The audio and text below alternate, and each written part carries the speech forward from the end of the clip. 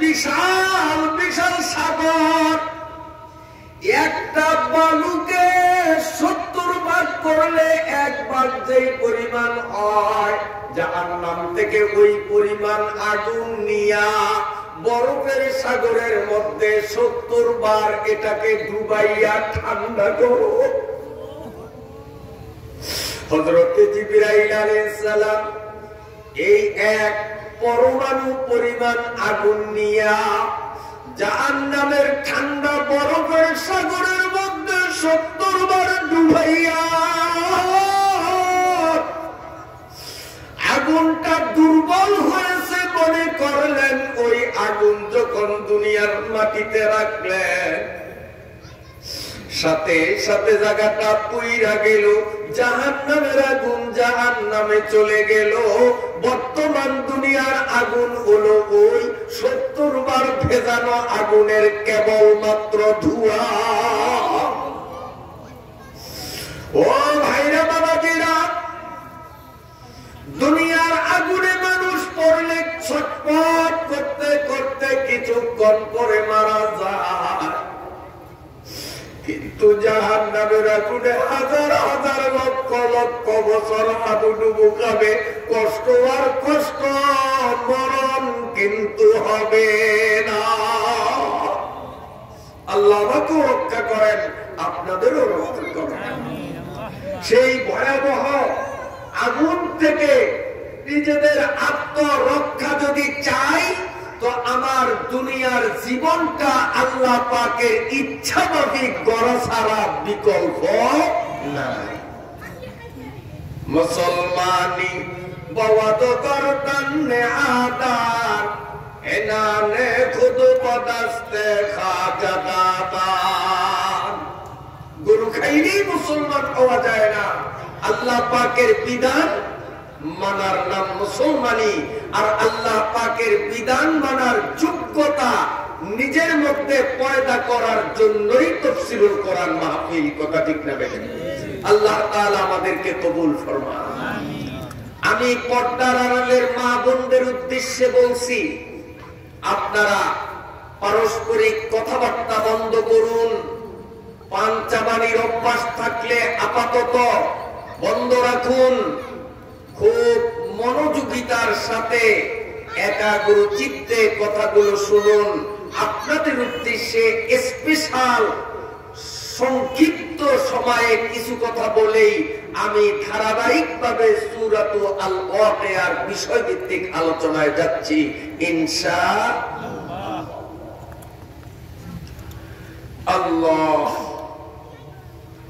একদিন বুখারী শরীফের হাদিস, একদিন রাসূলুল্লাহ সাল্লাল্লাহু আলাইহি ওয়াসাল্লামের সামনে ওনার জামাই হযরতে আলী, নবীজির কলিজার টুকরা হযরতে বিবি ফাতেমা দুজন বসা। হঠাৎ আল্লাহ পাকের নবীর চোখ থেকে ফোঁটা ফোঁটা পানি পড়া আরম্ভ হয়ে গেল, চেহারাটা মলিন হয়ে গেল। জামাই মেয়ে দুইজন নবীজিকে প্রশ্ন করলেন, ইয়া রাসূলুল্লাহ, আমরা আপনার জামাই মেয়ে, আমাদের সামনে আপনি কেন কাঁদেন? শ্বশুরের দায়িত্ব হলো জামাই মায়েরকে আনন্দ দেওয়া, তাদের সাথে হাসি মুখে থাকা, কেন কাঁদেন? আল্লাহ পাকের নবী বলেন, এ জামাই মিয়া, এ আমার কলিজার টুকরা ফাতেমা রে, আমি মেরাজ সফরে যখন জান্নাত জাহান্নাম ভ্রমণ করেছিলাম, জাহান্নামের ভিতরে আমি নজর করে দেখলাম পুরুষের চেয়ে নারীর সংখ্যা জাহান্নামে বেশি। জোরে বলি নাউযুবিল্লাহ। ইন্নী উরিতুকুন্না আকসারাকুন্না মিন আহলিন নার। আল্লাহর নবী বলেন, জাহান্নামের ওই দুর্বিষহ আযাব আর গজবের কথা আমার মনে পড়েছে, তাই আমার মুখের হাসি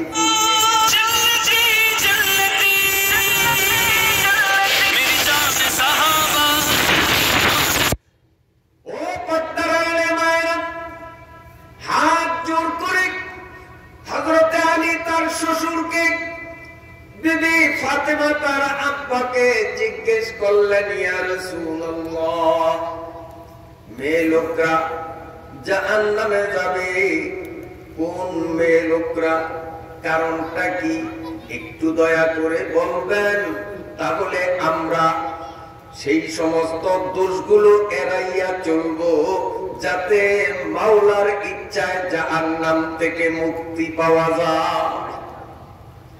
আল্লাহ পাকের নবী বলেন, বুখারী শরীফের হাদিস, আল্লাহ পাকের নবী বলেন, ও জামাই মিয়া, ও আমার কলিজার টুকরা ফাতেমা, আমি তোমাদেরকে লিস্ট দিয়ে দিলাম, আমি তোমাদেরকে হিসাব দিয়ে দিলাম, 6 প্রকারের মেয়ে লোক নামাজ রোজা করা সত্ত্বেও 6 প্রকারের মেয়ে লোকের কপালে জান্নাত নাই। এই 6 ধরনের মেয়ে লোকের ঠিকানা জাহান্নাম। যে আগুনের কিঞ্চিত বর্ণনা দিলাম তোমার, সেই আগুন পূর্ণ জাহান্নামে। আল্লাহ পাকের নবী সত্য জবানে ঘোষণা করেন, 6 প্রকারের মেয়ে লোক নামাজ পড়বে, রোজা রাখবে, তাহাজ্জুদ গুজার হবে, নেকের কাজ বিশাল পরিমাণে করবে, এরপরেও 6 প্রকার মেয়ে লোকের কপালে জান্নাত না। হযরতে ফাতেমা দু চোখ থেকে পানি ছাড়লেন। তিনি বিষণ্ণ বদনে ক্রন্দন করতে করতে প্রশ্ন করলেন, ইয়া রাসূলুল্লাহ, এই 6 প্রকারের মেয়ে লোক কারা, একটু বললে উপকার হবে। আল্লাহ পাকের নবী বলেন, ভালো করে শোনো। 1 নম্বর, ওই সমস্ত মেয়ে লোক, যেই মেয়ে লোকগুলো তার মাথার চুল পরপুরুষকে দেখায়। আমাদের দেশে এই কিসিমের মেয়ে লোক নাই, সব রাবেয়া মুসরি আছে না? না, উঠানের কিনারে বসিয়া মাথার চুল আশ্রয়, জালিয়া মাছুয়া রিক্সাওয়ালা বদলা কত মানুষ আসা যাওয়া করে। আল্লাহ মাফ করুক, 17, 18, 19, 20 বছরের তরুণী যুবতী মেয়েরা কলেজ, ইউনিভার্সিটি, হাই স্কুল, মাদ্রাসায় যায়, মাথায় তারা ওড়না দেয় না, দিলেও এমন ওড়না দেয় যেই ওড়নাটা আয়নার মতো, গ্লাসের মতো। মাথায় ওড়না দেয়া সত্ত্বেও তার চুলগুলো দেখা যায়। এরপর তারা মায়েরা ভালো করে শোনো, তুমি চিরুনি দিয়া মাথার চুল আশ্রয়া, চিরুনির সাথে যেই কয়টা চুল উপরে এলো, ছিঁড়ে আসলো, এই সেরা চুলগুলো তুমি পরপুরুষকে দেখানো হারাম। এই চুলগুলোকে এভাবে পোটলা বানাইয়া মাটি গর্ত করিয়া চাপা দিতে হবে, দুনিয়ার কোন পরপুরুষ যেন তোমার সেরা চুল না দেখি। এ মহিলারা ভালো করে শোনো, হাদিস শরীফের মধ্যে আছে যে এই মহিলা নিজের মাথার চুল মাথার সাথে লাগানো থাকুক কিংবা চিরুনির সাথে ছিঁড়ে যাক, মাথার চুলগুলো পরপুরুষকে যদি দেখায়, যতটা চুল পরপুরুষের নজরে পড়বে, জাহান্নামের বিষাক্ত ততটা সাপ ওই মহিলার গলায় হাসরের মাঠে পেঁচাইয়া দেওয়া হবে। জোরে বলি নাউযুবিল্লাহ। কোন মহিলা নিজের মাথার চুল একমাত্র স্বামী ছাড়া দুনিয়ার কোন পুরুষকে দেখানোর অনুমতি ইসলামে নাই। পেটের সন্তান সাবালেক হলো, মা মাথার চুল সাবালেক ছেলেকে দেখাইতে পারবে না, হারাম। ভাই সাবালেক, বোন আপন ভাইকেও মাথার চুল দেখানো হারাম। যার সাথে জীবনে কোনদিন বিয়ে সম্ভব নয়, যেমন বাপ আর মেয়ে, মেয়ে যদি সাবালিকা হয় জন্মদাতা বাবার সামনেও মাথার চুল খোলার অনুমতি ইসলামে নাই। ওমা, যেই বাবা তোমারে জন্ম দিল, মাগো যেই ছেলেরে তুমি পেটে ধারণ করলা, মেয়ে হয়ে যদি বাবার সামনে মাথার চুল খোলা যায় না, মা হয়ে বালেক ছেলের সামনে মাথার চুল খোলা যায় না, রিক্সাওয়ালা বদলা তারপরে আরো দুনিয়ার মানুষ এদের সামনে মাথার চুল খোলো, তোমার বিবেকের উপরে জুতার বাড়ি মারা দরকার। কোথায় গেল বিবেক? মুসলমানি বওয়াদ গরদান নে আদান এনানে খুদ বদস্তে খাজাদাদান। বিরক্ত হন আপনারা? কথাগুলো একটু কড়া হয়ে গেছে, আর করার দরকারও আছে, কারণ জাহান্নাম এর চেয়েও কড়া। জাহান্নাম এর চেয়েও কড়া। ওই জাহান্নামের বয়ান আজকে সূরা আল ওয়াকিয়া থেকে আমরা শুনবো। ওই কড়া জাহান্নাম থেকে বাঁচতে হলে এর চেয়েও কড়া বয়ানের দরকার, ঠিক না বেটি? হযরতে ফাতিমার দুই চোখ থেকে টপ টপ টপ টপ করে পানি পড়তেছিল।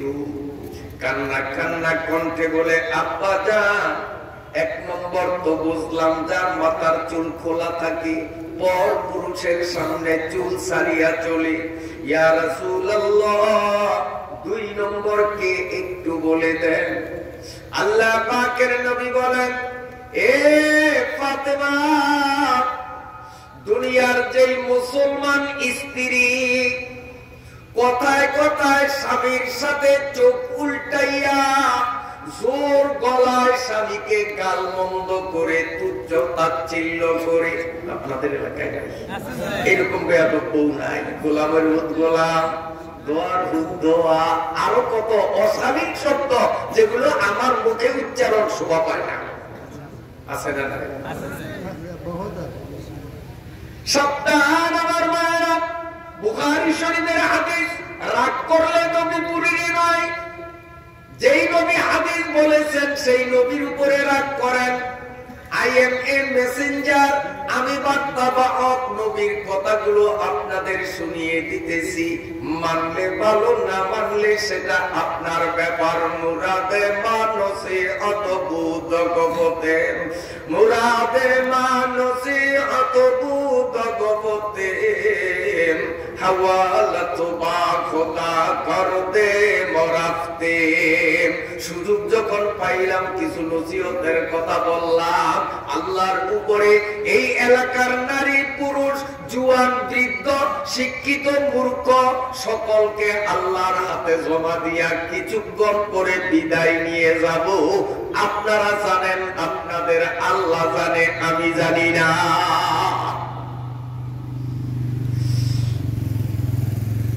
যে মেয়ে লোক স্বামীকে গালিগুলাজ করে, স্বামীর সাথে মুখ খারাপ করিয়া কথা বলে, আল্লাহ পাকের নবী বলেন ওই মহিলা নামাজ রোজা ইবাদত বন্দেগী করা সত্ত্বেও তার কপালে জাহান্নাম। আল্লাহ পাকের নবী অন্য হাদিসে বলেন, আইয়ুমা ইমরাআতিন মাতাত ওয়া যাওজুহা আন আরাজিন দাখালাতিল জান্নাহ। সুবহানাল্লাহ, সুবহানাল্লাহ। আল্লাহ পাকের নবী বলেন, যেই মেয়ে লোক কথায় কাজে আচার আচরণে ব্যবহারে স্বামীকে সন্তুষ্ট রাখতে সক্ষম, ওই মেয়ে লোকটা মরার সাথে সাথে জান্নাতি। সুবহানাল্লাহ। আল্লাহ তাফসীরুল কোরআন মাহফিলের বরকতে এই পকিয়া ব্রাহানুদ্দিন পকিয়া এলাকার সকল মুসলিম নারীদেরকে জান্নাতি নারীর কাতারে কবুল করিয়া নাও। সবাই বউরে কদ্দুর ভালো জানেন। আমিনটা যদি জোরে বলতেন তো বাড়িতে গেলে দেখবেন ডাইল সালন সব গরম, কারণ বউ খুশি যে আমার জন্য হুজুরে দোয়া করছে আর উনি আমিন কইছে, আপনি বাড়ি যাওয়ার আগে ডাইল গরম হবে। আর আমিন যে বলেন নাই, বললেও সুবে সাপে বলছেন, মাইকে কিন্তু ক্যাশ করে নেয়, তো বাড়ির থেকে উনি বুঝবেন হুজুর এত সুন্দর দোয়া করছে আমার জন্য, আর উনি মাহফিলে বসছে একবারও তো আমিন কয় নাই, যা আজকে আসলে দূরই করবো।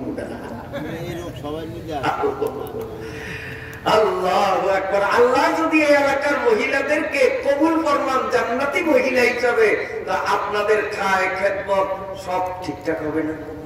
আপনারা জিতবেন না ঠকবেন? আপনারা কইবেন দোয়া তো হুজুর ওনার জন্য, আসলে দোয়া তো আপনার জন্য, কারণ ও ভালো হইলে তো সুফল আপনি ভোগ করবেন। তারপরে আমিন বলতে কার্পণ্যতা কেন করেন? জোরে সরে কন, আরো জোরে কন। মাশাআল্লাহ। এখন দেখবেন মোহাব্বতের ঢেউ আজকে বাড়িতে গেলে বিরক্ত হন আপনারা। হযরত ফাতেমা আরজ করলেন, ইয়া রাসূলুল্লাহ, এক নম্বরে যে মাথার চুল পর পুরুষরে দেখায়, দুই নম্বরে যে গালি গুলাজ করে, ইয়া রাসূলুল্লাহ, তিন নম্বর কি একটু বলেন? আল্লাহ পাকের নবী বললেন, এ ফাতেমা রে, যেই মহিলার বৈধ স্বামী আছে, এরপরেও স্বামীর অজান্তে চুপে চাপে পর পুরুষের সাথে পরকীয়া অবৈধ প্রেম করে, এটা নাই। আগে যা ছিল আর না ছিল, বর্তমানে করোনা ভাইরাস কি ভয়াবহ, তার সে কোটি কোটি গুণ ভয়াবহ হলো পরকীয়া। পরকীয়া বুঝেন? নিজের স্বামীর অজান্তে অন্য পুরুষের সাথে লাইন করা। ঘরে ঘরে ঘরে ঘরে এই বেড়া। করোনা ভাইরাসের চেয়ে এটা সিরিয়াস। করোনা ভাইরাস হয়তো কোটি কোটি মানুষের মধ্যে এক দুই জনরে ধরছে, আর পরকীয়া 100-এর মধ্যে আমার মনে হয় 999 জনের ধরছে। তার মূল কারণ হলো মোবাইল। ঠিক না বেটি? মোবাইলরা সাইয়ে বলে কোথা একই, মোবাইলরা সাইয়ে বলে কোথা একই, তর্কে আলা জিম্বে বায়া আয় আমি। কষ্ট হয় আপনাদের না? কিসা গুলি ভালো হইব? গ্রামের মানুষ তো কিসার পাগল। কিসার ওয়াজ জীবনে বহু শুনছেন। সূরা আল ওয়াকিয়া বিসমিল্লাহ থেকে শেষ পর্যন্ত এই সূরায় কোনো কিচ্ছা নাই, আছে সব আমাদের জীবন গড়ার মৌলিক আলোচনা। আত্মা পরিশুদ্ধ হবে এই জাতীয় দিক নির্দেশনামূলক আলোচনা, কোন কিচ্ছা কাহিনী নাই। এই কথাগুলি যা আলোচনা হচ্ছে দরকারি না বেদরকারি? মোবাইলরা মারে কাতিল মিশুমান, তাতুয়ানি আজ মোবাইল কোন হাজার, মারে কাতিল সুয়ে গোরেস্তা বারাত, মোবাইলাত সোয়ে জাহান্নাম বারাত। ও ভাইরা, মোবাইল এটার দ্বারা সাপ, পানা সাপ, জাতি সাপের চেয়েও সিরিয়াস। তার কারণ সাপে যদি কাউরে কামড় দেয়, তার ঠিকানা হবে কবরস্থান। লোকটা মারা যাবে, কবরে তাকে দাফন করা হবে। ওরে জাতি সাপে আঘাত করলে তার ঠিকানা হয় কবর। আর মোবাইলে একবার যারে আঘাত করে তার ঠিকানা হয় জাহান্নাম। মোবাইলাত সোয়ে জাহান্নাম বারাত। আজ এই মোবাইলের কারণে পরকীয়া শিরক, আল্লাহ আমাদেরকে এর থেকে হেফাজত করেন। আমিন। আল্লাহ। হযরতে ফাতেমা বললেন, ইয়া রাসূলুল্লাহ, তিনজনের হিসাব পাইলাম, মানুষ কয়জন মনে আছে? ইয়া রাসূলুল্লাহ, তিনজনের হিসাব পাইলাম, চতুর্থ কে? আল্লাহ পাকের নবী বলেন, ওই সমস্ত মেয়ে লোক যারা হায়েজ, নেফাস অথবা ফরজ গোসল নিজের উপরে যে কোনো ভাবে গোসল ফরজ হলে পবিত্রতা অর্জনে বিলম্ব করে, তারা অপবিত্র রয়ে যায়। 2, 4, 5 ওয়াক্ত নামাজ এমনিতেই নষ্ট করে। ও গ্রামের মায়েরা ভালো করে শোনেন, মাসিক ঋতুস্রাবের নিম্নের মেয়াদ হলো 3 দিন, সর্বোচ্চ মেয়াদ হলো 10 দিন। 3 দিন, 4 দিন, 5 দিন, 6 দিন, এইভাবে 10 দিন, 10-এর উপরে আর মাসিক হয় না। এই মাসিক কার কয়দিন হবে এটা প্রত্যেকের নির্ধারিত আছে। যখন আপনার নির্ধারিত সময় সীমা শেষ হয়ে যাবে, ঘরে যদি সাবান থাকে ভালো, নইলেও সাদা পানি দিয়ে গোসল করে আপনার নামাজ পড়া লাগবে। সাবানের অজুহাত দেখিয়ে গ্রামগঞ্জের মহিলারা 4-5 দিন গোসল করে না, নামাজ পড়ে না। কারণ স্বামী সাবান আনতে পারবে না, সাবান নাই। এরা মনে করে মাসিকের পরে, নিফাসের পরে সাবান ছাড়া গোসল করলে শরীর পবিত্র হবে না। ভুল ধারণা। সাবান যদি তাকে ভালো কথা, মুস্তাহাব। সাবান নাই, এই সাবান নাই কারণে আপনি পবিত্রতা অর্জনে বিলম্ব করে বেনামাজি থাকবেন। শরীয়ত এই সুযোগ আপনারে দেয় নাই। নবীজি বলেন, হায়েজ, নিফাস অথবা গোসল ফরজ হলো এই মহিলা পবিত্রতা অর্জনে বিলম্ব করে, এজন্য 4 নম্বরে তার ঠিকানাও জাহান্নাম। এখানে একটি জরুরি মাসলা না বললেই নয়, ভালো করে শোনেন। যখন কোন মেয়ে লোক বা পুরুষ লোকের উপরে গোসল ফরজ হয়, আলেমদের থেকে মাসালা জিজ্ঞাসা করে জেনে নিবেন। সব বলা আমার সম্ভব নয়।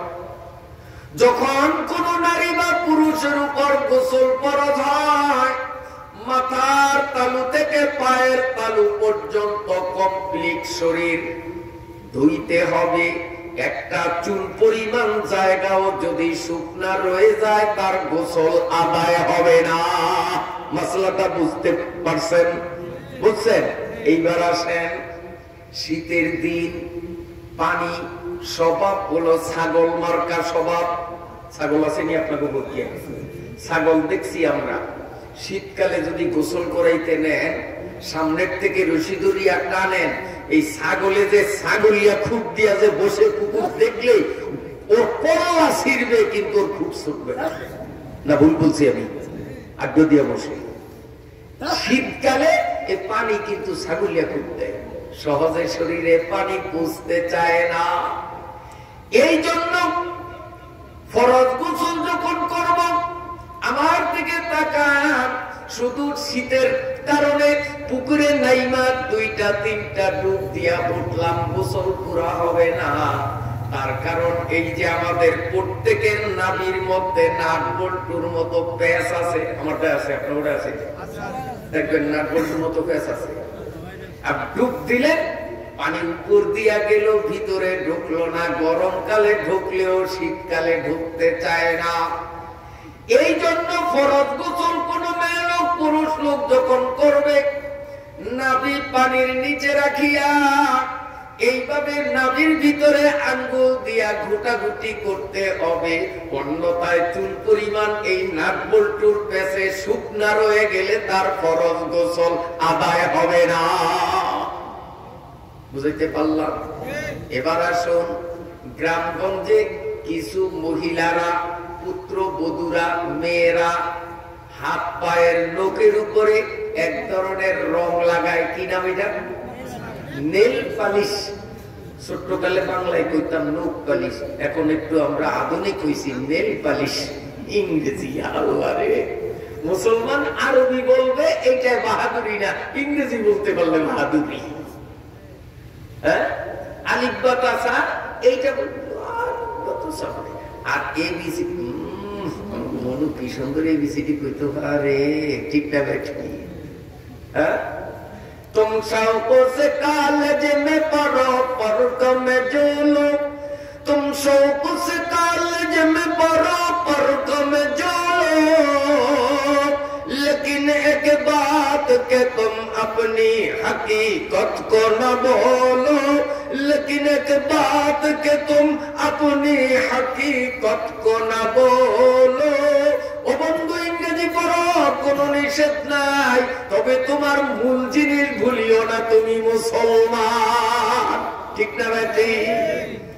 তুমি ইঞ্জিনিয়ার হও, ডাক্তার হও, চান্দে খানে হিকমতে ইউনানিয়া, হিকমতে কুরআনিয়া রাহম মখা। তুমি বিজ্ঞান পড়ো, দর্শন পড়ো, সায়েন্স পড়ো, তুমি এভাবে ডাক্তার হও, ইঞ্জিনিয়ার হও, কোনো নিষেধ নাই। তুমি মুসলমান, একথা তোমাকে ভোলা যাবে না। ঠিক না ভাই? ঠিক। নীল পালিশ, নখ পালিশ মনে আছে তো? এই যে নখের উপরে লাগাই, মাসলা পরিষ্কার বলি শুনেন, যদি কোনো ছেলে বা মেয়ে নখের উপরে নেল পালিশ লাগাইয়া থাকে, কোন মেডিসিনের মাধ্যমে এটাকে উঠাইতে হবে, অথবা ব্লেড বা চাকু দিয়ে ঘষে ঘষে এটা নখ থেকে উঠাইয়া নখ পরিষ্কার করতে হবে। এই নেল পালিশ বা নখ পালিশের রং চুল পরিমাণ, যদিও নখের উপরে থাকে মাত্র চুল পরিমাণ, ওই অবস্থায় জমজম কুয়ার পানি দিয়া গোসল করলেও তার ফরজ গোসল আদায় হবে না।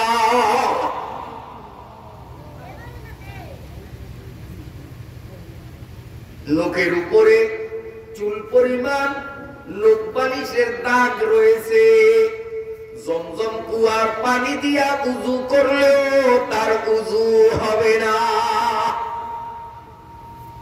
এই জন্য মেয়েদেরকে নখ পালিশ কিনে দিবেন না। যদি কারো ঘরে থেকে থাকে, আজকে রাত্রে ও বোতলটাকে ফেলে দিবেন। জীবনে মুসলমান মেয়েরা ব্যবহার কইরো না, কারণ নেল পালিশ ব্যবহার করলে উযু হয় না, গোসলও হয় না। বুঝতে পারলাম?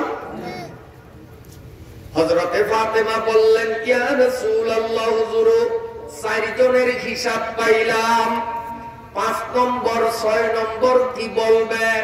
আল্লাহ পাকের নবী চোখের পানি মুছতেছেন আর বলতেছেন, ফাতেমা রে, 5 নম্বর মহিলাদের মধ্যে পুরুষের তুলনায় একটা ব্যাধি, একটা ব্যারাম বেশি। এরা আরেকজনের অনুপস্থিতিতে অগোচরে দোষ চর্চা করা। এটার নাম কি? গীবত। ইনি নাই, আমি ওনার কাছে এনার বদনাম করলাম, এইটাই হবে গীবত। এই গীবত পুরুষরাও করে, নারীরাও করে, তবে পুরুষের চেয়ে নারীদের মধ্যে গীবতের পরিমাণ কম না বেশি? হ্যাঁ, বেশি। 30 বছর সংসার করতেছে স্বামী, বিয়ের দিন থেকে নিয়ে বিগত 30টা বছর স্ত্রী স্বামীর কাছে যা দাবি করছে তার চেয়েও বেশি দিছে।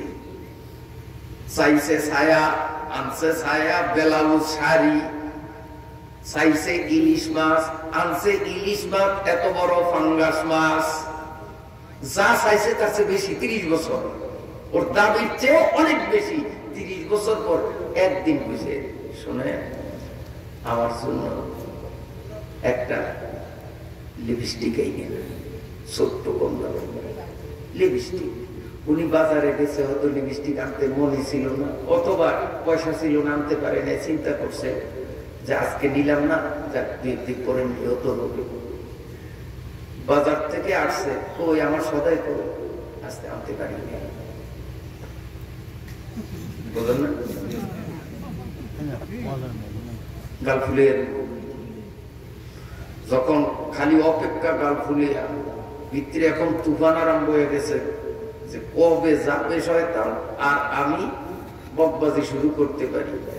যখন স্বামী তার কাজে বাইরে গেল, এখন সকিনার মা, করিমার মা, আজিজার মা সব একসাথ করিয়া গোলামের সংসারে আসছে। আমার কবরটা ঠাডা করছে, জীবনে ওর সংসারে সুখ সুহে দেখলাম না। এগুলি নাই আপনার? হ্যাঁ, আয় হায়, 30 বছরের সব কিছু ভুইলা গেল, একদিনের 10 টাকার সদায় না পাইয়া স্বামীর বিরুদ্ধে বিবাদ আরম্ভ হয়ে গেল। হাদিস শরীফের মধ্যে আল্লাহ পাকের নবী বলেন, এ মুসলমান, কারো অনুপস্থিতিতে যদি কেউ গীবত করে, দুশ্চর্চা করে, আমি সত্য নবী ঘোষণা দিয়ে দিলাম, যেই ব্যক্তি গীবত করলো এই ব্যক্তির সমস্ত নেকগুলো যার গীবত করলো তার আমলনামায় চলিয়া যায়, আর যার গীবত করলো তার আমলনামার গুনাহগুলো গীবতকারীর আমলনামায় ভরিয়া যায়। সবাই বলি নাউযুবিল্লাহ। अगर नामे मर्दे बजस्ती बुरा, अगर नामे मर्दम बजस्ती बुरा, नगुयम बजुजुगी बते मादराम, नगुयम बजुजुगी बते मादराम। বিরক্ত হন আপনারা? শেখ সাদি নাম শুনছেন নি আপনারা? শেখ সাদি একদিন রাস্তা দিয়ে হাইটা যায়, দেখে টেবলেট মার্কা ছোট্ট পোলা একটা বসা বৈশা, এই পোলায় শেখ সাদিরে শুনে বলে, अगर नामे मरदम बजास्ती बुराम। শেখ সাদি তো কবি, ওই পোলাও ফাঁক না কম না, কবিরে কবিতা দিয়া শুনাইতে আছে। अगर नामे मरदम बजास्ती बुराम, नगुयम बजुजुगी बते मादराम। বাংলা অর্থ হইলো, এ শেখ সাদি তুমি সাক্ষী থাকো, আমি আমার এই মুখ দিয়া জীবনে কারো গীবত করি নাই, করব না। যদি একান্ত গীবত করাই লাগে তো আমি আমার মায়ের গীবত করব আল্লাহর জমিনে, আর কারো গীবত করব না, শুধু মায়ের গীবত করব। কথাটা একটু বেড়ে করল না? শেখ সাদি চোখে তোর মা 10 মাস 10 দিন তোর পেটে ধারণ করছে, তোর মুতের জায়গায় শুইয়া তোরে শুকনা জায়গায় শোয়াইছে, তুই সেই মায়ের সাথে এত শত্রুতা, কারো গীবত না করলেও মায়ের গীবত করবি? রাঘবার কথা কিনা? চোখ গরম করছে। কি অপরাধ করছে তোর মা? শেখ সাদি বড় কবি হইছেন, বড় আলেম হইছেন, আসলে আমার কথার অর্থ এখনো বুঝেন না। শেখ সাদি আরো চেতন, কি আমি পৃথিবীর নাম করা দার্শনিক, কবি, বিচক্ষণ ব্যক্তি, আর এই ট্যাবলেট দরকার নাকে টিপ দিলে দুধ পড়বো? আমি বলি ওর কথা বুঝি না, ধমক একটা দিয়ে কি কর? শেখ সাদি শোনেন, আমি যে বললাম দুনিয়ায় কারো গীবত করব না, একান্ত যদি আমি গীবত করি তাহলে আমার মায়ের গীবত করব, আর কারো করব না। এর অর্থ হলো এই, হাদিসে নবী বলেছেন, যেই ব্যক্তি গীবত করে তার নেকগুলো যার গীবত করলো তার আমলনামায় জমা হবে, আর ওখান থেকে গুনাহগুলো গীবতকারীর আমলনামায় জমা হবে। এই পৃথিবীতে আমার জন্য আমার মা যত কষ্ট করছে, দুনিয়ায় কেউ আমার জন্য অত কষ্ট করে নাই, ঠিক না বেটি? ইন্নামা উম্মাহাতুন নাসি আওলিয়াতুন মুস্তাউদাতুন ওয়ালিল আসাবে আবাউ। বাবাই তো শুধু জমা দিয়ে চলে আসছে, আর কোনো টেনশন নাই, ঝামেলা নাই। কিন্তু বাবা জন্ম দিল, বাবা জমা রাখলো 10 মাস 10 দিনের ঝামেলা, মায় পোহাইলো, তারপরেও শেষ না। সন্তান যেদিন মা প্রসব করে, 1.5 হাত জিহ্বাটা মায়ের বের হয়েছিল, মুরব্বীরা বলেন ঠিক না ঠিক? ওই ছোট্ট শিশু বলে, শেখ সাদিও আমার মা আমার জন্য পৃথিবীতে সবচেয়ে বেশি কষ্ট করেছেন, এত কষ্ট কেউ করেননি। আমি যদি মায়ের গীবত করি তো আমার নেক আমার মায় পাবে, আমি অন্য মানুষের গীবত কইরা আমার কষ্টার্জিত নেকগুলো অন্য মানুষরে কেন দিব?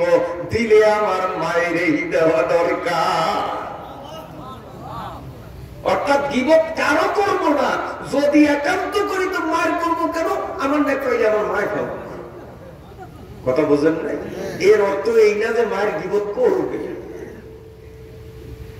আল্লাহ পাকের নবী বলেন, 5 নম্বর ওই সমস্ত মেয়ে লোক, যে মেয়ে লোকগুলো এইভাবে গীবতের অভ্যাসে পটু, এরা নামাজ পড়বে, রোজা রাখবে, জিকির আজকার করবে, কোরআন তিলাওয়াত করবে, এরপরেও গীবতের দোষে দোষিনী হওয়ার কারণে তার ঠিকানা হবে জাহান্নাম।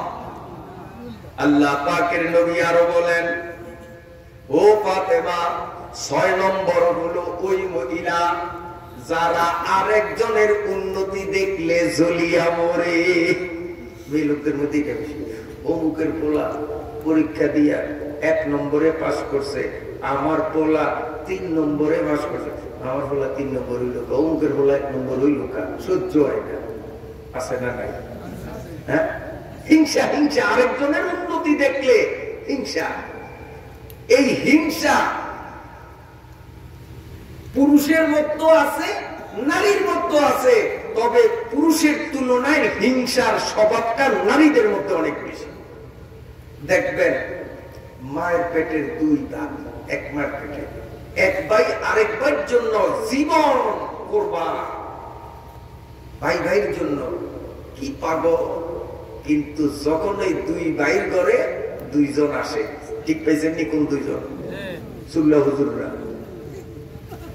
সুল্লাহ হুজুর যখন 2 জন আসে, সেদিন দেখা যায় ভাই আর ভাই যেন সাপ বেজি। আপনার দেশে নাই কেন? ওই হিংসার কারণে। সাবধান পর্দার মায়েরা, আল্লাহ পাকের নবী হযরতে ফাতেমাকে জানাইয়া দিলেন, এই 6 দোষে দোষিনী যারা, এরা নামাজ রোজা করা সত্ত্বেও এরা জাহান্নামী। অন্য এক হাদিসের মধ্যে 7 জনের কথা উল্লেখ আছে। সেই 7 জন হলো আন্নানা, মান্নানা, হান্নানা, কান্নানা, হাদ্দাকা, সাদ্দাকা, বাররাকা। আরবিতে বললাম, বাংলা বললাম না। যদি আপনারা শুনতে চান, এই যে আরবিতে আরো 7 শ্রেণীর মেয়ে লোক জাহান্নামী, নবীজির হাদিস, আরবিতে তাদের নামগুলো বললাম। আন্নানা, মান্নানা, হান্নানা, কান্নানা, হাদ্দাকা, সাদ্দাকা, বাররাকা। আরবিতে বলছি। যদি আপনারা এগুলোর বাংলা অর্থ বুঝতে চান তো ইনশাআল্লাহ আমি শোনাবো। আর যদি বলেন যে না হুজুর ওই শুনছি যা যথেষ্ট, আর লাগবে না, তাহলে এখানেই থাক। কি বলেন? শুনতে রাজি আছেন? সবাই রাজি আছেন? হ্যাঁ, আল্লাহ, জি জি জি ইনশাআল্লাহ। সূরা আর-রহমান না সূরা ওয়াকিয়া? আপনি ভুলিয়ে গেছেন, আমি ভুলি নাই। সূরা ওয়াকিয়ার 41 নম্বর আয়াত পড়ছি। তবে যেই কথাগুলি এতক্ষণ বলছি এগুলো নবীজির হাদিস, আর নবীজির হাদিসেই কোরআনের ব্যাখ্যা। 41 নম্বর আয়াত থেকে জাহান্নামীদের আলোচনা। এই জাহান্নামে কি কি দোষে যাবে সেই কথা হইতেছে। এইটাও তাফসীর, ইচ্ছা বললেই তাফসীর না। কোরআন শরীফের তাফসীরের মধ্যে 1 নম্বরের তাফসীর হলো তাফসীরুল কোরআন বিল কোরআন, আয়াতের ব্যাখ্যা আয়াত দিয়ে করা। 2 নম্বর তাফসীর হলো তাফসীরুল কোরআন বিল হাদিস। এতক্ষণ 2 নম্বর তাফসীর চলছে, মানে হাদিস দিয়া, নবীজির হাদিস দিয়া আল্লাহর কোরআনের তাফসীর চলছে। এটা গাজাখুরি গপ্প না, ইচ্ছা না। তারপরে যখন শুনতে চান ইনশাআল্লাহ আমি আপনাদের সামনে এই 7 কিসিম নারী কারা জাহান্নামে যাবে ইনশাআল্লাহ বলবো, তবে এখন না, আরো পরে। আসুন এবার সরাসরি তিলাওয়াতকৃত আয়াতের অনুবাদ এবং তার সংক্ষিপ্ত ব্যাখ্যা আমরা শুনি। আমার সাথে সাথে মাদ্রাসা পড়ুয়া তালেব ইলমদের মতো সমবেত কণ্ঠে পড়ুন, আউযু বিল্লাহি মিনাশ শাইতানির রাজিম। সকলে বলুন বিসমিল্লাহির রাহমানির রাহিম। ওয়া আসহাবুশ শিমালি মা আসহাবুশ শিমাল। শাব্দিক অর্থ, বাম দিকের লোকরা কতই না হতভাগ্য, এগুলো শাব্দিক অর্থ। এবার আসুন ব্যাখ্যা। হাসরের মাঠে আমিও আপনি সব মানুষগুলো যখন উঠব, উঠার পরে এই মানুষগুলো 3 দলে বিভক্ত হবে। সূরাত আল ওয়াকিয়ার মধ্যে 3 দলের পরিচয় দিয়েছে এভাবে। 1 নম্বর আসহাবুল ইয়ামিন, 2 নম্বর আস-সাবিকুন, 3 নম্বর আসহাবুস শিমাল। 1 নম্বর ডান দিকের ব্যক্তি, 2 নম্বর অগ্রবর্তীগণ, 3 নম্বর বাম দিকের ব্যক্তিগণ।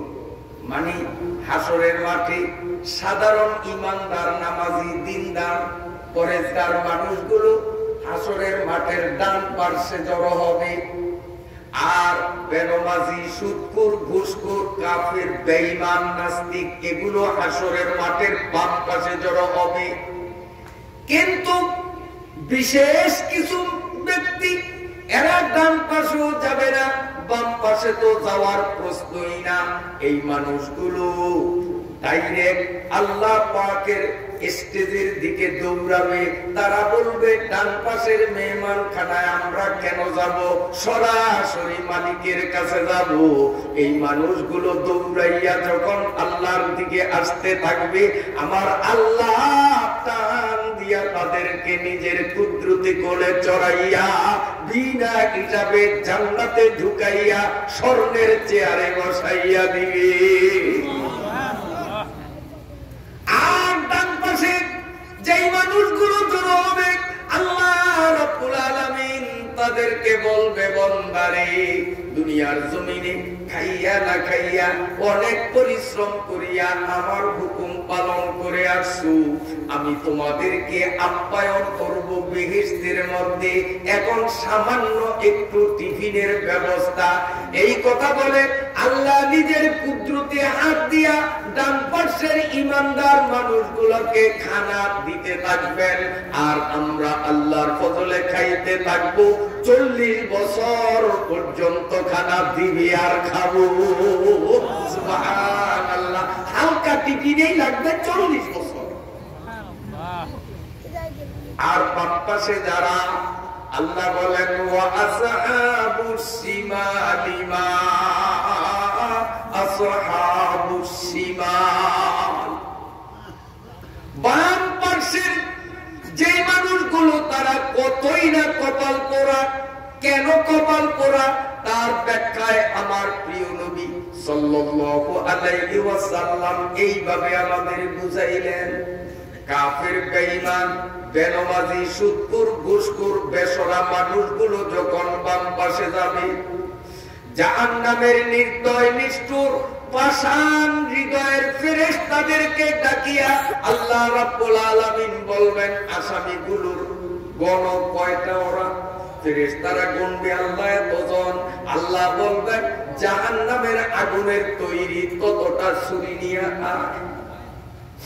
প্রত্যেক ফেরেশতা একটা করে ছুরি আনবে, দাও দাও দাও দাও করে জাহান্নামের কঠিন আগুন ছুরির মধ্যে জ্বলতে থাকবে। ওই ফেরেশতারা আল্লাহ পাকের হুকুমে এই নাফরমানগুলোর আমার দিকে তাকান।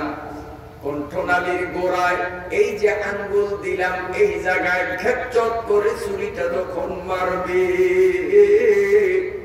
ছুরির মাথা পিঠের দিক দিয়া বাহির হইয়া যাবে। ফেরেশতাদের মায়া নাই, দয়া নাই।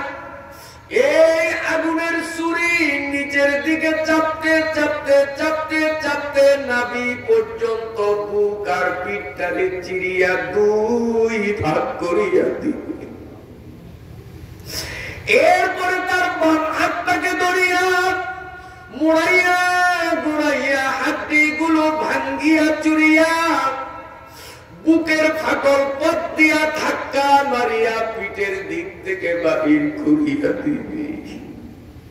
তখন আমল নামাটা তার বাম হাতে দেওয়া হবে।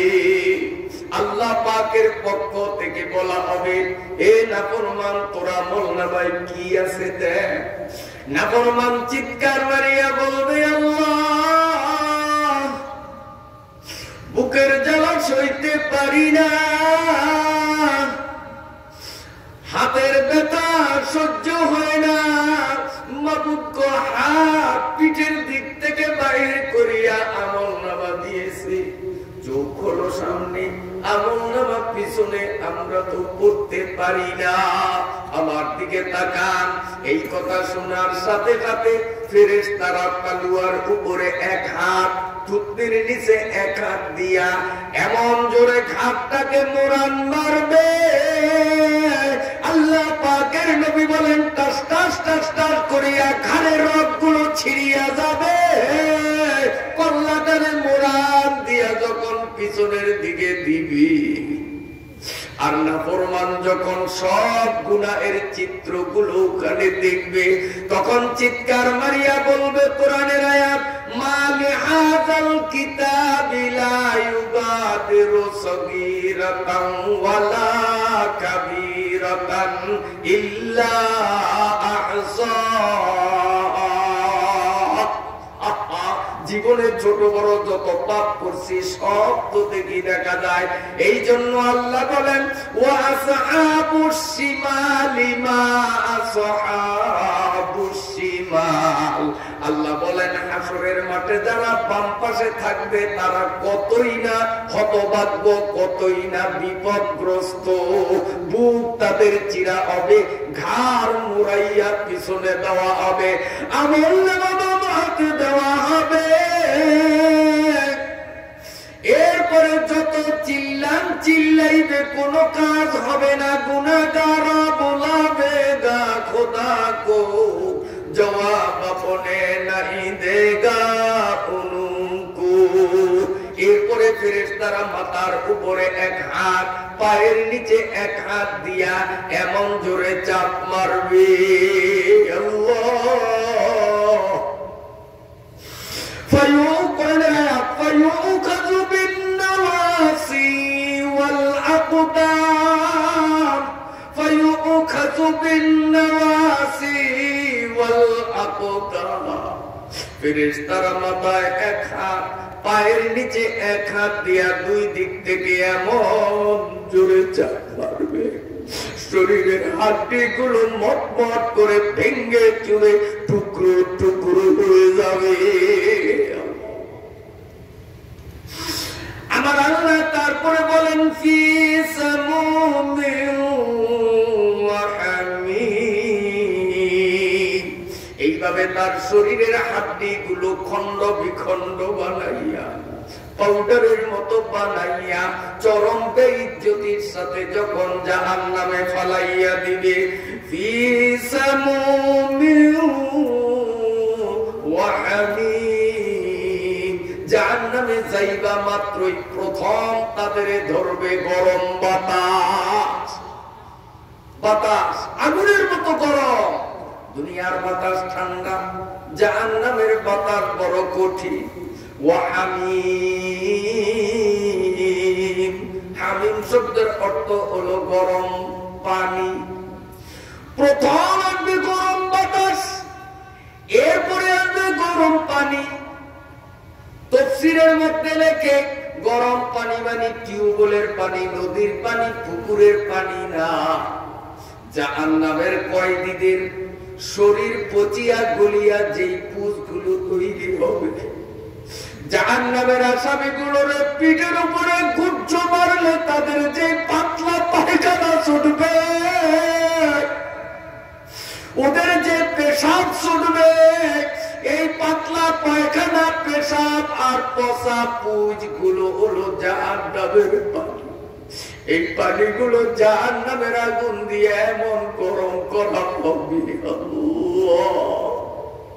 পিপাসায় কাতর হইয়া পানির জন্য, এই দুর্গন্ধ পানি পানের জন্য যখন পানির পাত্র কাছে আনবে, আল্লাহ পাকের নবী বলেন ওই পানির বাষ্পে ছোট সহজ চেহারার চামড়া গোস্ত গুলো গলিয়া গলিয়া গ্লাসের মধ্যে পড়িয়া যাবে। এরপরেও তার এত পিপাসার তীব্রতা, ওই পানি ঘুট ঘুট করে গিলবে। আল্লাহ পাকের নবী বলেন পেটের নারী বুড়ি গুলো মমের মতো গলিয়া পায়খানার রাস্তা দিয়া বাহির হইতে থাকবে। সবাই বলি নাউযুবিল্লাহ। ওয়াজিল্লিম মিন ইয়াহমুম। আল্লাহ পাক বলেন তাদেরকে আরেক জাতীয় সাজা দেওয়া হবে। জিল্লুন অর্থ হলো ছায়া, তাদেরকে একটা ছায়া দেওয়া হবে। এই ছায়া হলো গাছের ছায়া না, ছাতির ছায়া না, মিয়াকুম কালো অন্ধকার ধোঁয়ার ছায়া। অর্থাৎ তারা যেদিকে নজর দিবে চক্ষু খুলে কিচ্ছু দেখবে না। ঘোর কালো গভীর ধোঁয়া তাদেরকে গ্রাস করে ফেলবে। ওই ধোঁয়ার মধ্যে তারা হাবুডুবু খাবে, ছটফট করবে, কষ্ট আর কষ্ট হবে, মরণ কিন্তু আর হবে না। লা বারিদু ওয়ালা কারীম। আল্লাহ পাক বলেন ছায়া এবং বাতাস শুনেই তোমরা মন বড় কইরো না। দুনিয়ার বাতাস আর ছায়ার দ্বারা দুই ধরনের আরাম। একটা আরাম হলো শারীরিক আরাম, আর একটা আন্তরিক আরাম। শারীরিক আরাম, উপরে ছায়া ধরলাম, শরীর একটু আরাম লাগতেছে, গরম লাগে না। আন্তরিক আরাম, মনটা তখন প্রফুল্ল হয়ে যায়, আনন্দিত হয়ে যায়, ঠিক কিনা? আল্লাহ বলেন লা বারিদু ওয়ালা কারীম। এ নাফরমানের দল, জাহান্নামের ছায়া, সাবধান সাবধান, কোনদিন তোমাদের জন্য শারীরিক আরামের কারণ হবে না, আন্তরিক আরামের কারণ হবে না, বরং এই ছায়া হবে তোমাদের জন্য আযাব। ইন্নাহুম কানু ক্বাবলা যালিকা মুতরাফিন ওয়া কানু ইউসিররুনা আলাল হিনসিল আযীম। কষ্ট হয়নি আপনাদের? আল্লাহ রাব্বুল আলামিন বলেন এইভাবে জাহান্নামে তাদেরকে সাজা দেওয়া হবে। এত কঠিন সাজা দেওয়া হবে, তার কারণটা কি? আল্লাহ কারণ নিজেই বলেন ইন্নাকুম কানু ক্বাবলা যালিকা মুতরাফিন। আল্লাহ বলেন আজকে জাহান্নামে যাওয়ার আগ মুহূর্তে এরা বড় আরামে আরামে থাকতো, নামাজের টাইম হইতো, কিন্তু লেপের থেকে কম্বলের থেকে বাহির হইয়া মসজিদে গেলে শীতের কষ্ট পাওয়া যাবে, এজন্য লেপ পুরা দিয়া আরামসে শুয়ে থাকতো। ইন্নাহুম কানু ক্বাবলা যালিকা মুতরাফিন। এর আরেক ব্যাখ্যা, একটা বেগানা নারী রাস্তা দিয়া চলতেছে, আর একজন বেগানা পুরুষ তার দিকে তাকাইয়া তাকাইয়া আরাম বোধ করতেছে। ইন্নাহুম কানু ক্বাবলা যালিকা মুতরাফিন। এরা আজকে দুজকের গেটে আসার আগে দুনিয়ার জীবনে আমি আল্লাহর হুকুমের তোয়াক্কা করে নাই, পরনারীর দিকে তাকাইয়া তাকাইয়া আরাম উপভোগ করছে। ইন্নাকুম কানু ক্বাবলা যালিকা মুতরাফিন। আরাম ভোগ করছে, আরাম, অবৈধভাবে যত রকমের আরাম। এক আয়াতের তাফসীর ইন্নাহুম কানু ক্বাবলা যালিকা মুতরাফিনের তাফসীর সারা জীবন করে শেষ করা যাবে না, কারণ গুনাহের যতগুলো উপকরণ, যতগুলো মাধ্যম, সব কিছুর মধ্যে আরাম।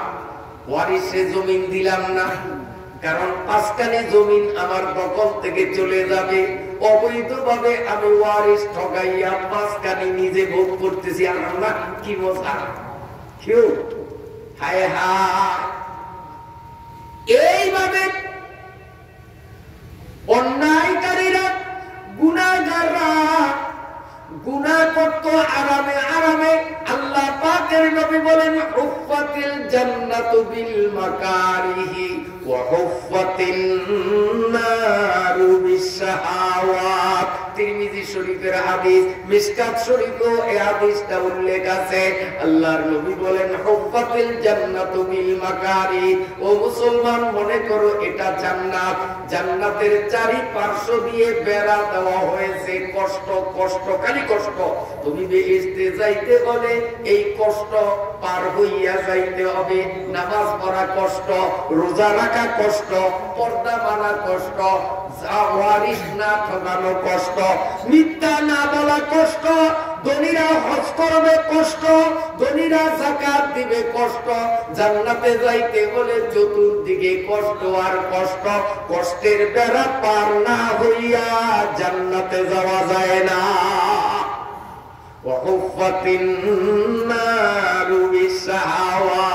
নবী বলেন, মনে করো এটা জাহান্নাম, এর চতুর্পার্শ্বে দিয়া শুধু আরাম আর আরাম। নামাজ না পড়িয়া মোবাইলে ফেসবুক চালাইলে আরাম। কেউ যুবকরা নামাজে যাইতে মনের দিক থেকে কষ্ট, ইউটিউবের ল্যাংটা ছবি চাইতে কি মজা।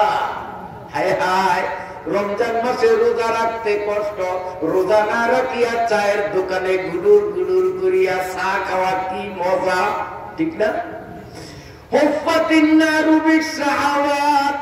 জাহান্নামের চতুর্পার্শ্ব দিয়ে বেড়া দেওয়া হলো আরাম আরাম জিনিস দ্বারা। অতএব জাহান্নামে যাইতে মোটেও কষ্ট করা লাগে না, তবে জান্নাতে যাইতে কষ্ট লাগে। তাই আমার আল্লাহ বলেন, ইন্নাহুম কানু ক্বাবলা যালিকা মুতরাফিন, এই মানুষগুলো দুনিয়ার জীবনে শুধু আরামে আরামে থাকতো, নামাজ পড়তো না, রোজা রাখতো না, পর্দা পুশিদা মানতো না, খালি আরাম খালি আরাম। দুনিয়ার আরাম ক্ষণস্থায়ী, দুনিয়ার কষ্ট এটাও ক্ষণস্থায়ী। এই ক্ষণস্থায়ী কষ্টের মাধ্যমে চিরস্থায়ী জান্নাত পাওয়া যাবে। বেহেশত আযা কে আযারে নবাসুত, কাছে রাবা কাছে কারে নবাসুত। সুবহানাল্লাহ, কষ্ট হয় আপনাদের? আল্লাহ, কষ্ট হয় না? আমি কইছি যতক্ষণ সাকামো এতক্ষণ দুইটা হাদিস আপনাদের শুনাইতে পারলে এটা কাজে লাগবে। ঠিক আছে তো ইনশাআল্লাহ? এ ভাইরা, উনি একটু সাউন্ড দিচ্ছেন, পিছনের ভাইরা হয়তো আবার ভাবতে পারে উনি আবার হুজুরের ভুল ধরছেন, আবার সব করাইতে পারে, ওয়াজ থুইয়া ওনার নিয়ে টেনশন করতে পারেন। এই জন্য বললাম না না না, উনি আমার ভুল ধরে নাই, বরং উনি আমার জন্য মায়া করে বলেন যে একটু চাটা হুজুরের জন্য আনে না। বলেন সুবহানাল্লাহ। বুঝা গেল যে এই এলাকার মানুষ আলেমদেরকে মহব্বত করে, ঠিক না? কেউ মহব্বতের দাবি তো বলছে যে হুজুর একটু চা খাওয়ায় না। তো আলেমদেরকে আপনারা মহব্বত করবেন, আর আমরা আলেম হইয়া খালি মহব্বত ঠেঙ্গের উপর ঠ্যাং দিয়া বুক করবো, এরকম বেয়াদব আলেম যেন আল্লাহ আমাদেরকে না বানায়। আমরাও আপনাদের মহব্বত করব যে এখন ওয়াজের মাহফিলে আপনারা খাইবেন না, আর বেয়াদবের মতো আমি একলা একলা খাবো তা হবে না। কেউ খাবে তো কেউ খাবে না, তা হবে না, তা হবে না। চলছে গাড়ি চলবে ইনশাআল্লাহ। ঠিক আছে ইনশাআল্লাহ? রাজি আছেন? আলহামদুলিল্লাহ। আসেন সামনে থেকে।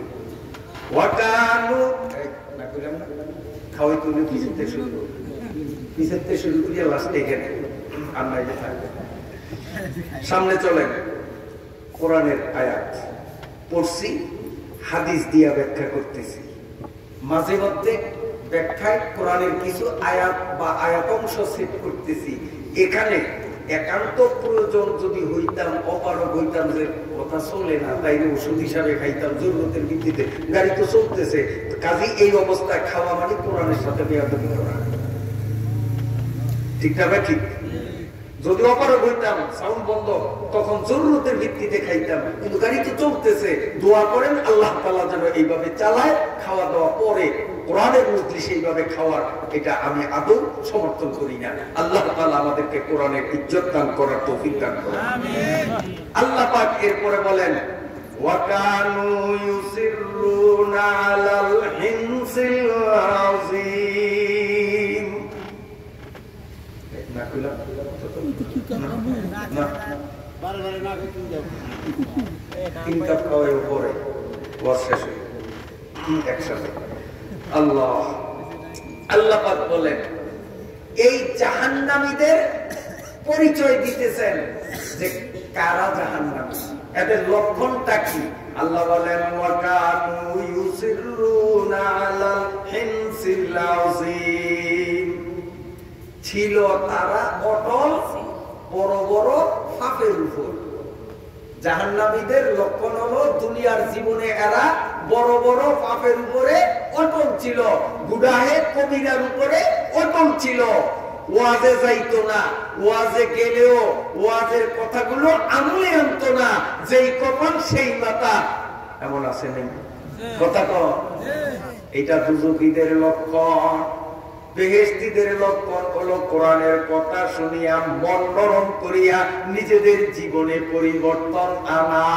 এটা ছিল ঈমানের দাবি। আর ওয়াজ শোনার পরেও আমল না করা, এটা হলো আবু জেহেলের কাম। আবু জেহেল ওয়াজ শুনে নাই, মানে নাই। বেলাল, আবু বকর, ওমর শুনছে, মানছে। আমার আল্লাহ বলেন দুজকিদেরকে তো কঠিন সাজা দেব কেন? দুনিয়ার জমিনে এরা পাপের বয়ান শুনিয়াও পাপ ছাড়ে নাই, পাপের উপরে তারা অটল ছিল। ওয়াকানু ইয়াকুলুনা আইদা মিতনা ওয়া কুননা তুরাবান ওয়া ইযামা আইন্না লামাবউসুন। সুবহানাল্লাহ, সুবহানাল্লাহ। আল্লাহ পাক বলেন দুজকিদের পরিচয় জানিয়ে নাও ও দুনিয়ার মানুষ। এই দুজকিদের আরেকটা পরিচয়, এরা বলে আমরা যদি মরিয়া যাই, ওয়াকুন্না তুরাবান, মরিয়া মাটির সাথে একাকার হইয়া যায়, ইন্না লামাবউসুন, মাটির সাথে মিশিয়া অস্তিত্ব বিলীন হয়ে যাবে। এরপরে কি হাসরের মাঠে আবার উঠানো হবে? কি বলে উঠানো হবে? হবে। আল্লাহ পারবে না, আল্লাহ পারবে না উঠেতে। হ্যাঁ, আরে অন্তর থেকে বলেন আল্লাহ পারবে কিনা? ছিলাম না, আল্লাহ আমাদেরকে বানাইছেন। ওই আল্লাহ আবার নতুন করিয়া হাসরের মাঠে আমাদেরকে বানাইতে পারবেন কিনা? পারবে না। আল্লাহ, আল্লাহ পারবে কি পারবে না তার হাজারো প্রমাণ আল্লাহ তাআলা এই জমিনের মধ্যে সচক্ষে মানুষের সামনে দেখিয়ে দিয়েছে। এক আর দুই না। কোরআন শরীফের, এটা একটা বলে তাফসীরুল কোরআন ভিত্তিক কোরআন।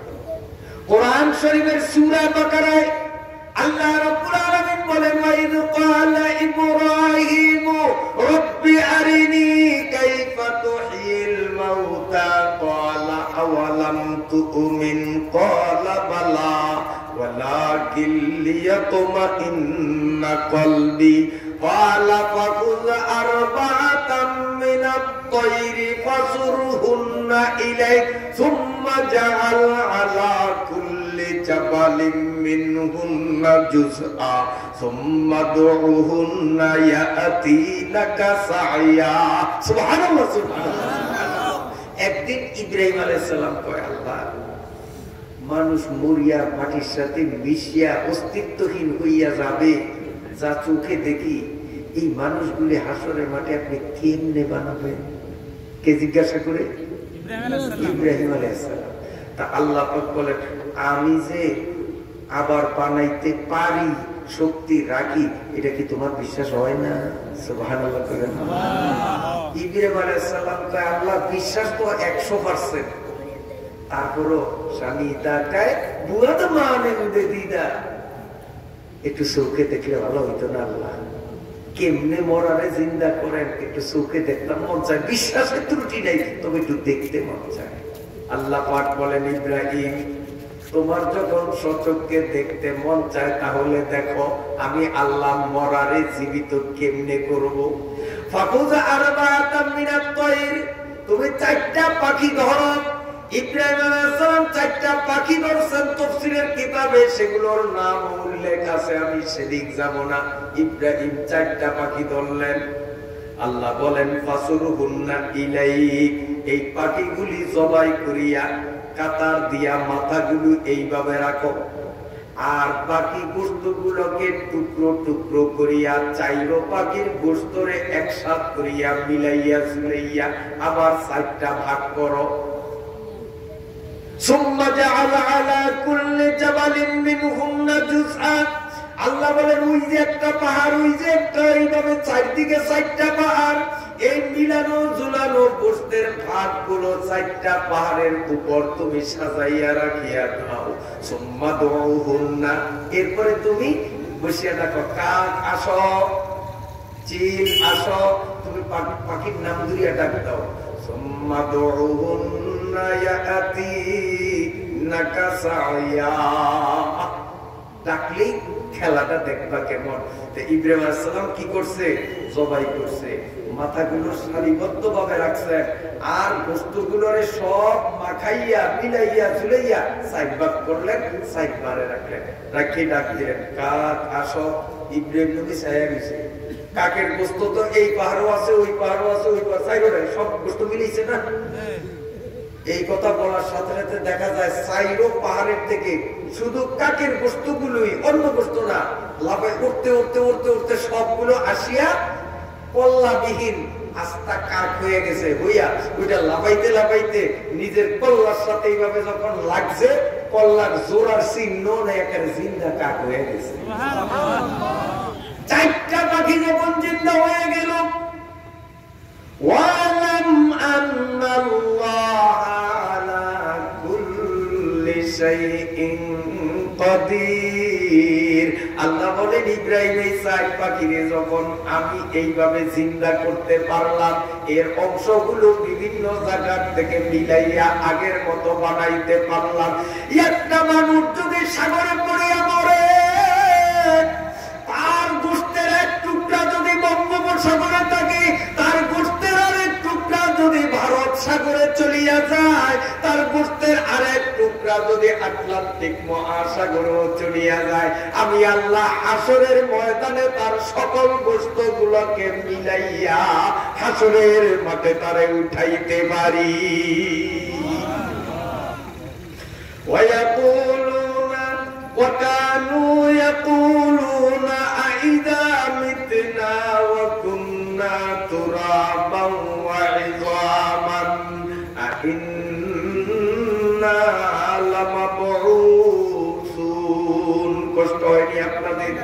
আমার ভাইরা বাবাজিরা, এইভাবে আল্লাহ রাব্বুল আলামিন মিলাইয়া ঝুলাইয়া আমাদেরকে তৈয়ার করিয়া হাসরের মাঠে আমাদেরকে উঠাইবেন। কেমনে উঠবো বলবো, শুনবেন।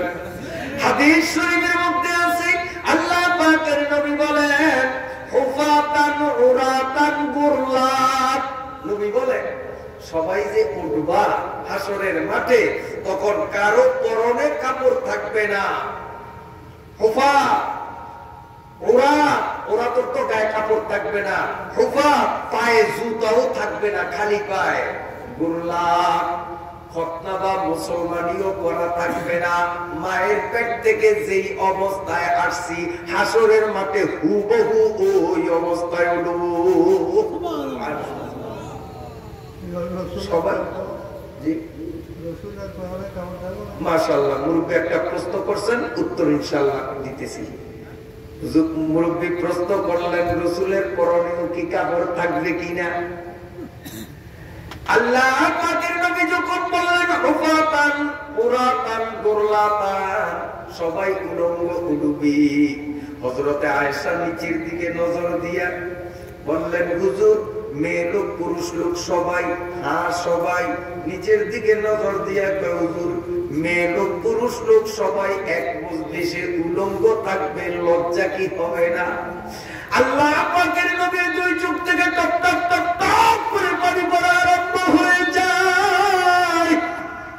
দয়াল নবীর দুই চোখের পানি দিয়া গাল মোবারক ভিজাইয়া কান্দে আর বলি, আয়েশা রে, হাসরের ময়দানের অবস্থা বড় ভয়াবহ।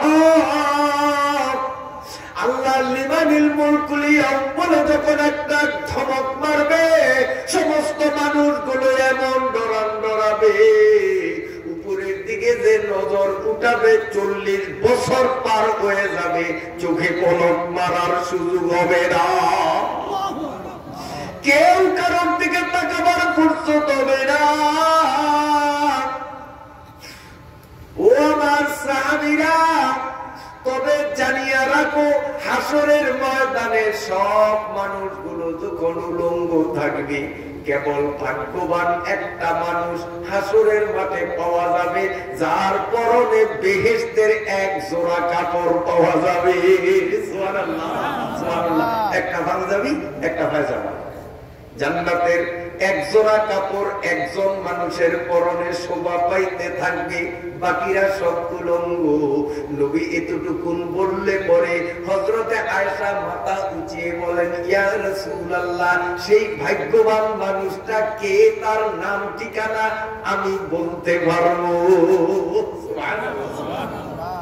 তো নবীজি মুস্কি হাসি দিয়ে বললেন, আয়েশা কও তো সেই ভাগ্যবান মানুষটা কে?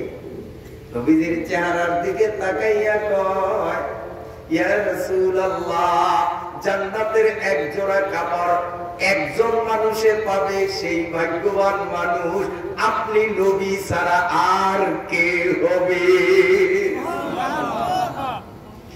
আল্লাহ পাকের নবী বললেন, আয়েশা চালাকি করেছো, তোমার উত্তর হয় না, ভুল বলেছো, ভুল বলেছো।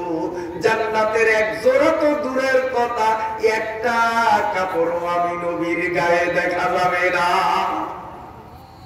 হযরতে আয়েশা হুজুর মাফ করেন, তাহলে কে সেই ভাগ্যবান ব্যক্তি? আল্লাহ পাকের নবী বলেন, মুসলিম জাতির পিতা কি নাম? মিল্লাতা আবিকুম মিল্লাতা আবিকুম ইব্রাহিম হুয়া সাম্মাকুমুল মুসলিমিন। মুসলমানদের জাতির পিতা ইব্রাহিম নবীর পরনে জান্নাতের এক জোড়া কাপড় দেখা যাবে। সুবহানাল্লাহ। সাহাবায়ে কেরাম বললেন, ইয়া রাসূলুল্লাহ, বিষয়টা আমরা বিশ্বাস করলাম কিন্তু মনে প্রাণে বুঝতে পারলাম না।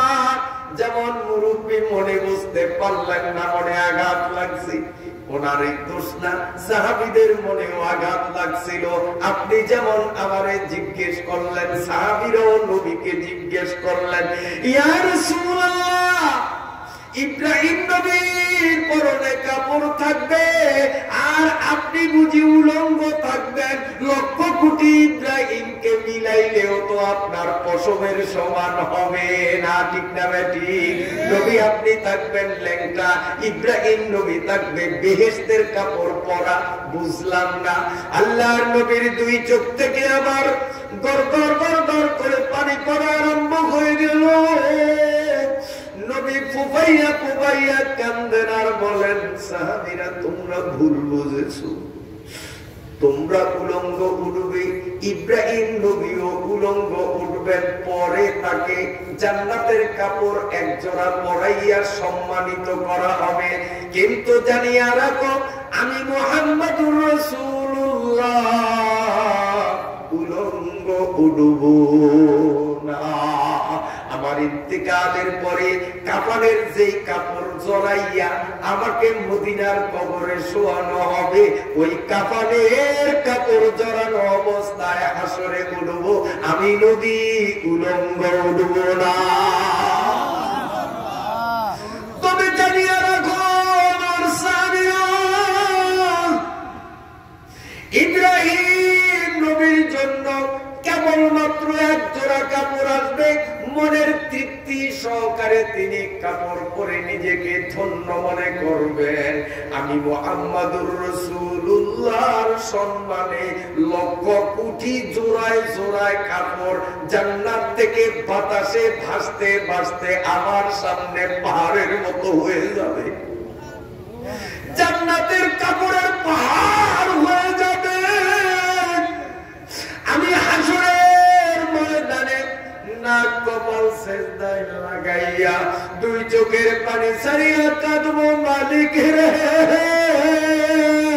যে উম্মতের মায়ায় পড়ে তয়েফে 3 বার রক্ত ঝরেছিল, আল্লাহ যে উম্মতের প্রেমে আমার মুখের কাঁচা দাঁত খসেছিল, আল্লাহ যে উম্মতের প্রেমে পড়ে আমার মাথার লোহা ঢুকাইতে করেছিল, আমার ওই উম্মত গুলোর ল্যাংটা দেখা যায়।